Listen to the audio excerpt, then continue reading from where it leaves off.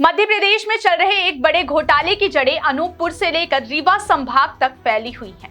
यह सिर्फ 19 करोड़ रुपए का चावल घोटाला नहीं, बल्कि भ्रष्टाचार और सिस्टम की मिलीभगत का एक बड़ा जाल है। अनूपपुर में सामने आए 19 करोड़ रुपए के चावल घोटाले का मास्टरमाइंड जीएस तिवारी बताया जा रहा है। इन पर सिर्फ अनूपपुर ही नहीं, बल्कि पूरे रीवा संभाग में खाद्यान्न वितरण में बड़े पैमाने पर अनियमितताएं करने का आरोप है। सूत्रों की माने तो अगर रीवा संभाग में चल रहे इस खेल की गहराई से जांच हो तो यह देश के सबसे बड़े खाद्यान्न घोटालों में से एक साबित हो सकता है।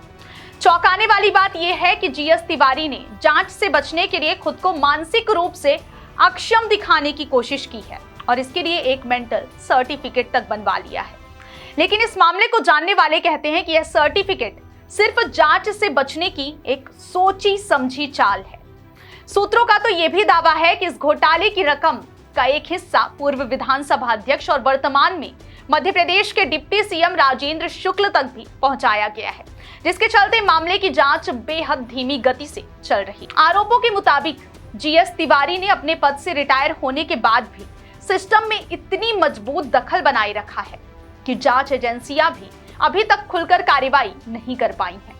प्रधानमंत्री नरेंद्र मोदी की जीरो टॉलरेंस और गारंटी की सरकार के दावों के बावजूद जनता में यह सवाल उठ रहा है कि ऐसे गंभीर मामलों में सीबीआई जैसी स्वतंत्र जांच एजेंसियों को क्यों नहीं भेजा जा रहा है। अगर केंद्रीय स्तर से हस्तक्षेप कर जांच करवाई जाए तो यह घोटाला केवल अनूपपुर तक सीमित नहीं रहेगा, बल्कि रीवा संभाग में फैले एक बड़े नेटवर्क की परतें भी उजागर हो सकती हैं। और अब बात करते हैं रीवा की, जहां Madhya Pradesh warehousing and logistics corporation MPWLC के रीवा में भी हालात कुछ ऐसे ही हैं। बताया जा रहा है कि यहां आरएम यानी रीजनल मैनेजर की गैर मौजूदगी में बाइकी त्रिपाठी सहित अन्य अधिकारी मौज मस्ती में रहते हैं। इसका सीधा असर गोदाम संचालकों पर पड़ रहा है। उन्हें आवश्यक कीटनाशक नहीं दिए जाते, जिससे खाद्यान्न के रख रखाव में समस्या आती है। गोदाम संचालक दूर दूर से आते हैं, लेकिन अधिकारियों की मनमानी के सामने उन्हें झुकना पड़ता है। वहीं गोदाम में मौजूद कर्मचारी काम करने की बजाय आराम से नींद लेते दिखते हैं, जिससे कामकाज बुरी तरह प्रभावित होता है।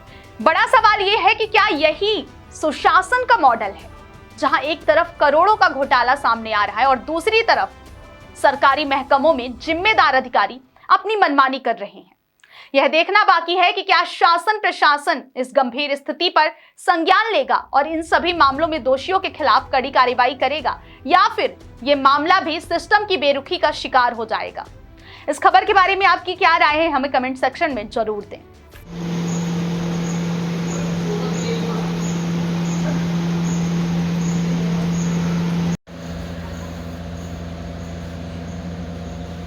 सर बताएंगे? हाँ। दवाई नहीं देंगे? हाँ। सल्फास नहीं देंगे आप? हाँ नहीं देंगे। एप्लीकेशन देने के बाद भी? हाँ नहीं देंगे।